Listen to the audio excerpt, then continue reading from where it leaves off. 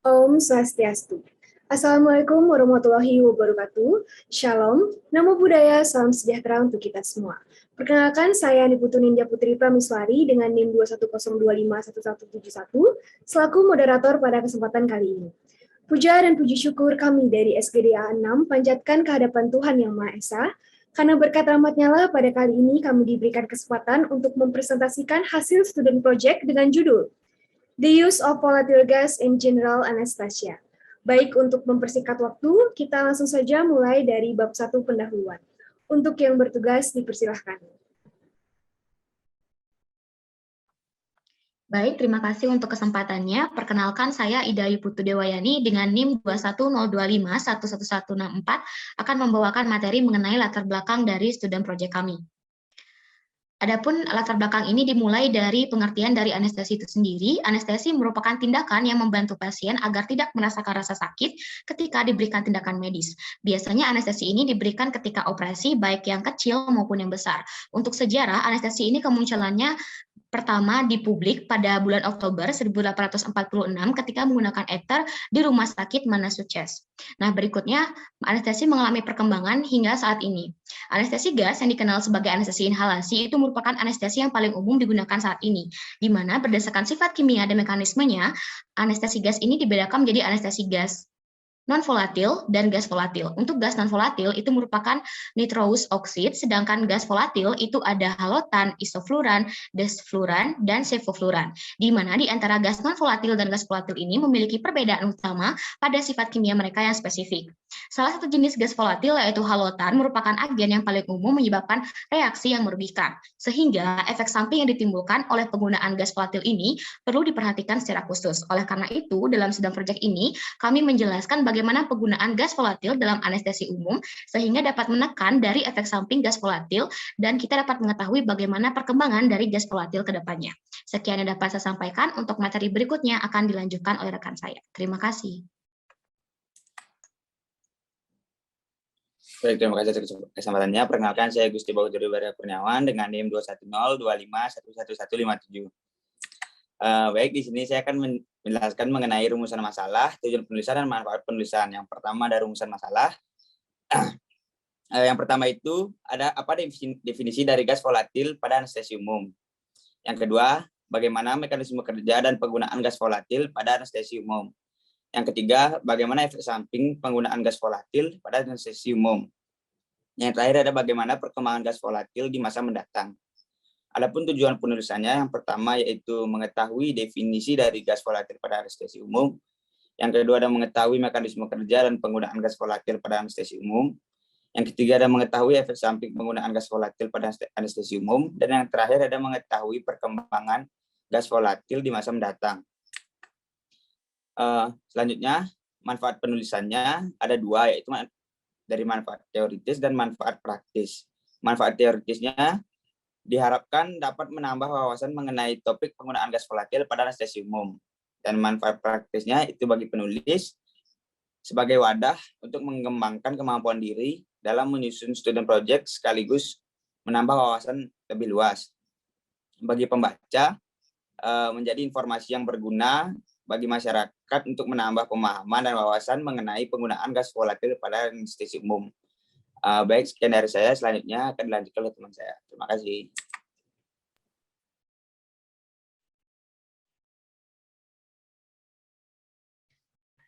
Baik, terima kasih atas kesempatannya. Perkenalkan, saya Niko Marosana Triana Dewi Mardana dengan NIM 21025111173.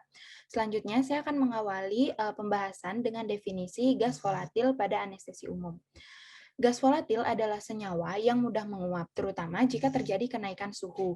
Gas volatil mempunyai sifat yaitu molekul-molekulnya sangat berjauhan satu sama lain, sehingga hampir tidak ada gaya tarik-menarik atau tolak-menolak di antara molekul-molekulnya, sehingga gas akan mengembang. Jenis-jenis gas volatil diantaranya halotan, isofluoran, desfluoran, dan sevofluoran. Gas volatil telah digunakan selama lebih dari 150 tahun untuk anestesi umum. Gas volatil memperluas peran menjadi obat penenang dengan potensi sifat terapeutik lainnya untuk pasien perawatan kritis yang telah mendapatkan minat yang meningkat selama 30 tahun terakhir. Gas volatil dapat menimbulkan kondisi yang tertunda atau late dan klasik atau early. Gas volatil beragam dan berinteraksi dengan tubuh dengan cara yang berbeda.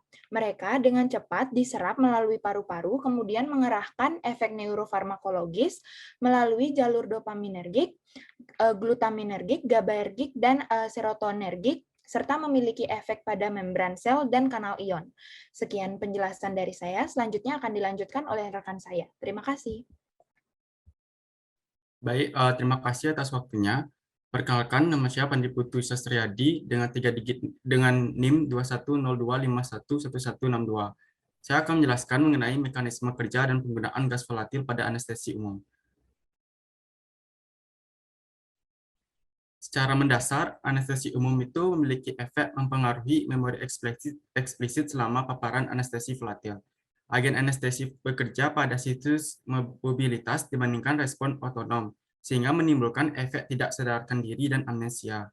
Nah, situs imobilitas anestesi itu terletak di sumsum tulang belakang, dan situs amnesia itu sebagian besar berada di hipokampus dan amigdala. Nah, situs dari kesadaran berada pada thalamokortikal, intrakortikal, kortiko-kortikal loop, dan prefrontal cortex. Bisa di next. Nah, secara umum, kerja dari agen anestesi itu tidak mematikan fungsi otak sepenuhnya, tetapi menyebabkan perubahan aktivitas pada otak.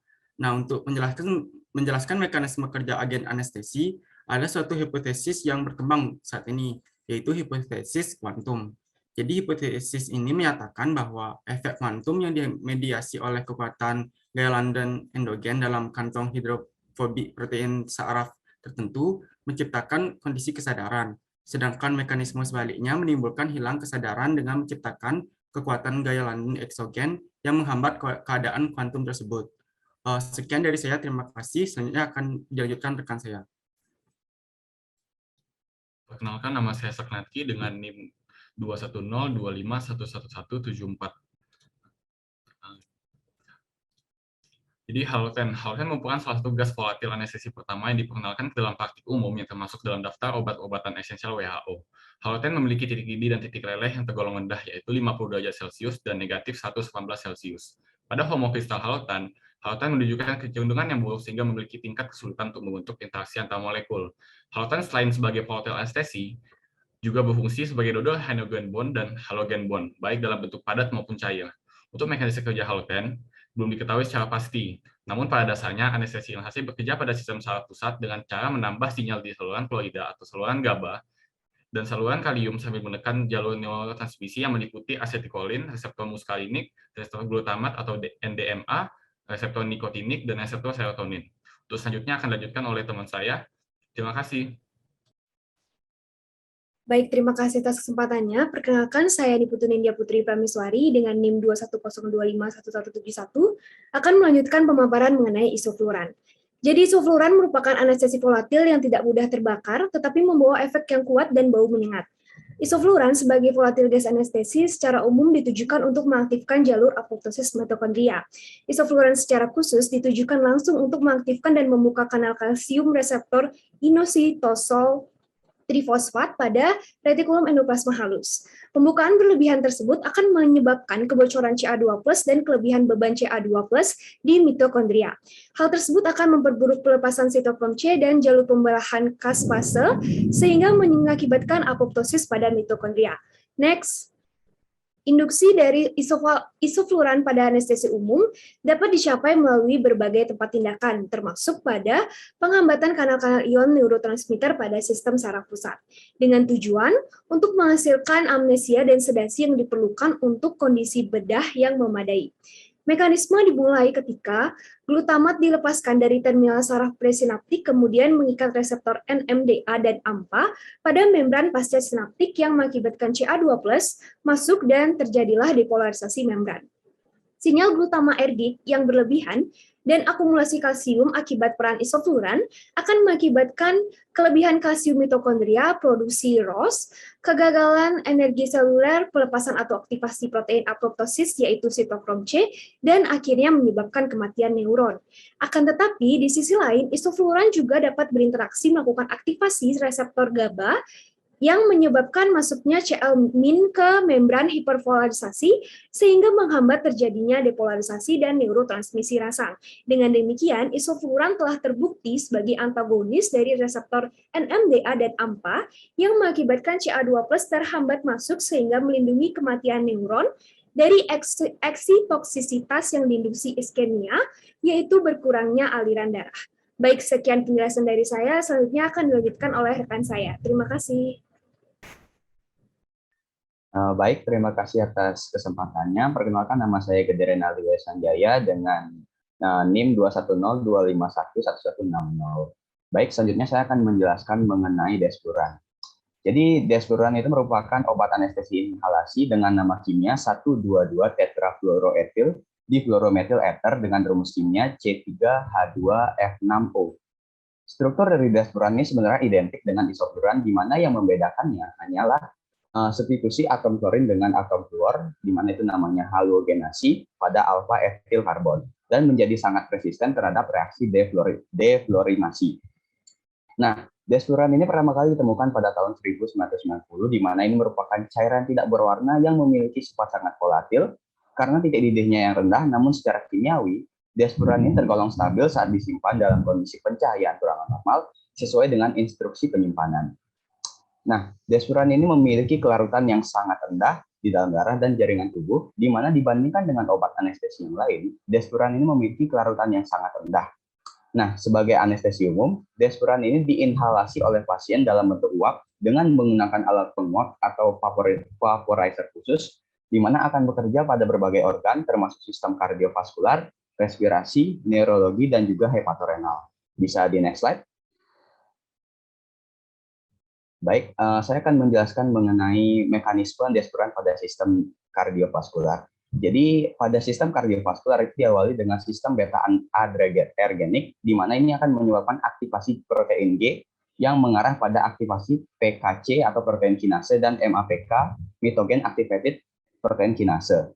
Di mana aktivasi PKC ini akan menginduksi pembukaan mito KATP, di mana bagaimana pembukaan dari kanal mito KATP itu dikatakan pelindung jantung itu dapat dijelaskan melalui fakta bahwa itu merangsang respirasi mitokondria dan mengurangi kelebihan kalsium selama iskemia reperfusi. Nah, pembukaan MPTP ini memungkinkan pelepasan sitokrom C untuk menginduksi terjadi yang namanya apoptosis. Nah, desfluran dan juga sevofluran itu bekerja menanggapi rangsang dari post C atau post conditioning dengan menurunkan kelebihan kalsium di dalam matriks mitokondria, di mana pada reperfusi tekanan kalsium rendah, tingkat ATP dipertahankan dan produksi radikal bebas oksigen berkurang yang menyebabkan pembukaan MPTP sehingga mencegah pelepasan sitokrom C.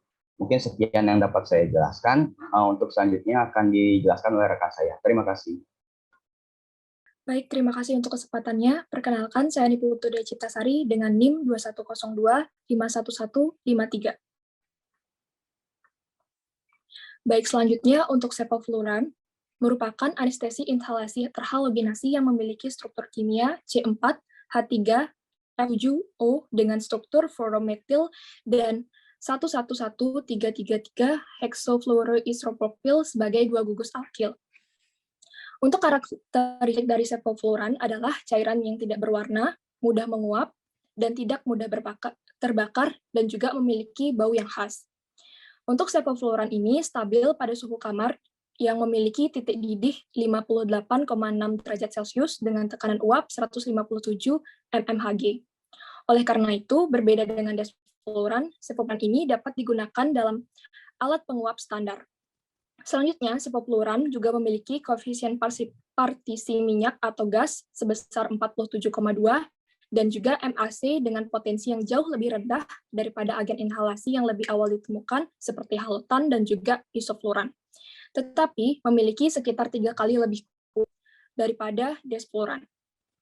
Selanjutnya, untuk beberapa contoh penggunaan klinis dari sevofluran itu diantaranya adalah sebagai penginduksi inhalasi anestesi umum pada pasien neonatus dan pediatrik sekunder akibat akses intravena prainduksi yang tidak memadai, sebagai penginduksi inhalasi anestesi umum pada pasien dewasa yang kondisi klinisnya memerlukan pernapasan spontan, serta digunakan pula dalam pemeliharaan anestesi umum lengkap atau bersamaan dengan anestesi intravena untuk mempertahankan anestesi umum pada pasien dewasa dan juga anak-anak.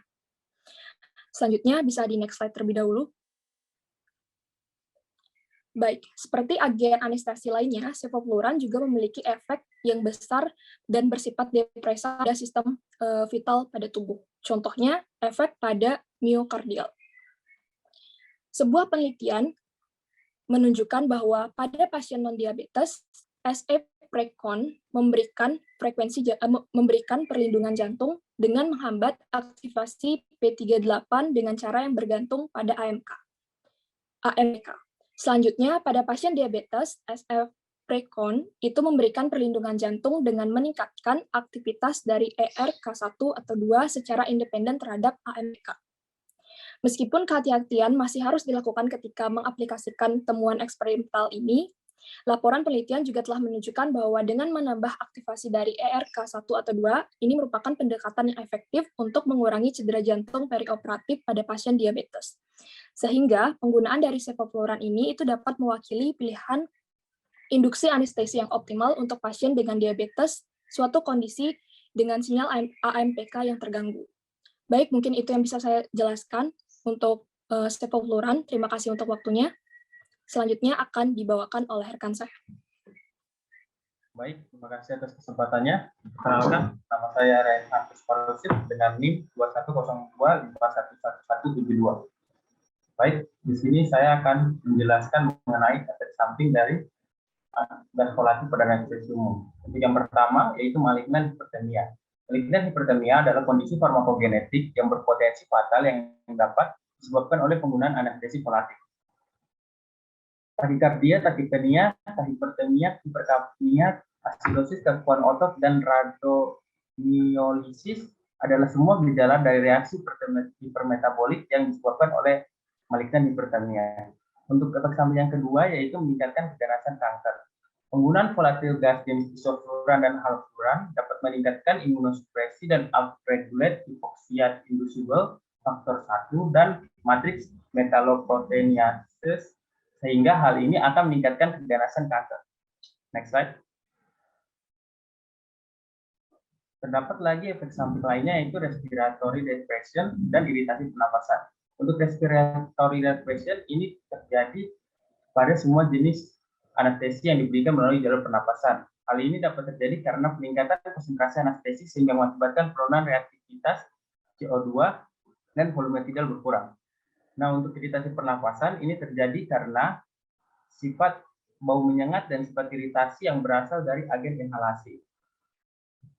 Untuk agen inhalasi volatil yang memiliki efek paling iritasi adalah desfluran karena dia yang paling menyengat. Untuk isofluran juga dapat menyebabkan iritasi pernapasan, sedangkan sevofluran memiliki insiden yang lebih rendah dari jenis volatil lain.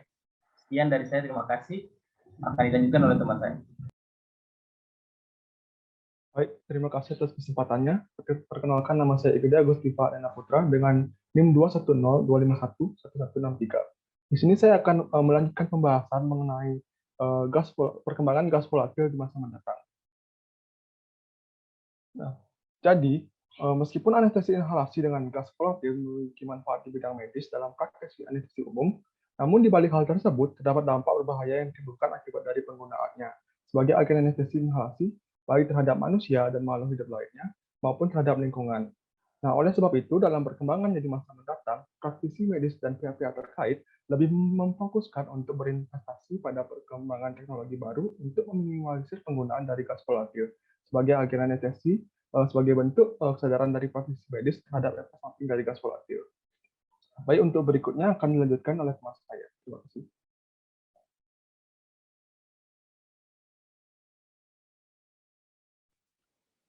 Baik, terima kasih atas waktu dan kesempatannya. Perkenalkan, saya Cynthia Indah Pandango dengan NIM 210251176 akan menyampaikan bab 3 yaitu penutup berupa simpulan dan saran. Yang pertama adalah simpulan.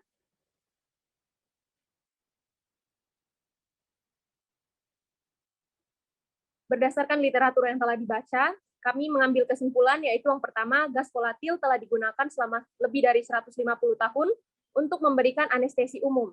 Pemberian gas volatil dalam anestesi umum dapat menghasilkan efek terapeutik seperti amnesia, imobilitas, dan kehilangan kesadaran. Efek lain yang ditimbulkan berupa sedasi, analgesia, serta relaksasi otot rangka. Lalu gas volatil anestesi memiliki manfaat di bidang medis dalam praktik anestesi umum. Gas volatil juga memiliki dampak berbahaya yang ditimbulkan akibat dari penggunaannya sebagai anestesi inhalasi, baik terhadap manusia dan makhluk hidup lainnya maupun terhadap lingkungan. Adanya dampak negatif yang ditimbulkan akibat penggunaan gas volatil sebagai agen anestesi, para praktisi medis dan pihak-pihak terkait memfokuskan untuk berinvestasi pada pengembangan teknologi baru untuk meminimalisir penggunaan dari gas volatil sebagai agen anestesi dalam mengurangi emisi gas efek rumah kaca atas bentuk kesadaran terhadap efek samping dari gas volatil di masa mendatang. Mungkin bisa next slide.